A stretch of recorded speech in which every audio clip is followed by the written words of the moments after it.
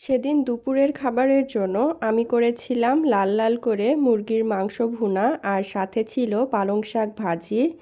মুরগির মাংস ভুনা করার জন্য প্রথমে আমি চুলায় একটা কড়াইতে পরিমাণ মতো তেল গরম করে পেঁয়াজটাকে হালকা ভেজে নিয়ে এর মধ্যে এলাচ, দারুচিনি, তেজপাতা, আস্ত জিরা আর পানি দিয়ে সব মশলাগুলো দিয়ে দিলাম।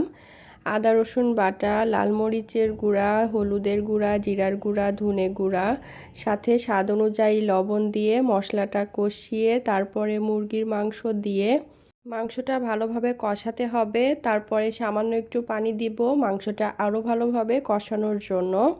মুরগির মাংসটা যত বেশি ভালোভাবে কষানো হবে এর টেস্টটা ততটাই ভালো হবে।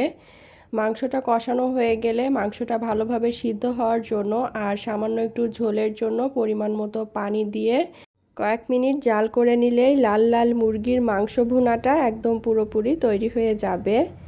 এখন পালং শাক ভাজি করার জন্য কড়াইয়ের মধ্যে কুচি করে কেটে নেওয়া পালং শাক আর স্বাদ অনুযায়ী লবণ দিয়ে খুব ভালোভাবে যতক্ষণ না পালং শাকের মধ্যে পানিটা সম্পূর্ণ শুকিয়ে যাচ্ছে ততক্ষণ পর্যন্ত জাল করতে হবে।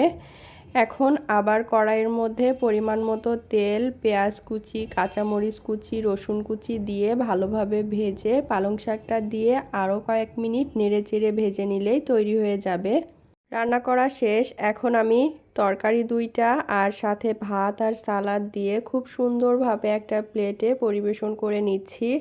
তারপরে গরম গরম ভাতে পালং শাক ভাজি আর মুরগির মাংস ভুনাটা মজা করে খেয়ে নিলাম।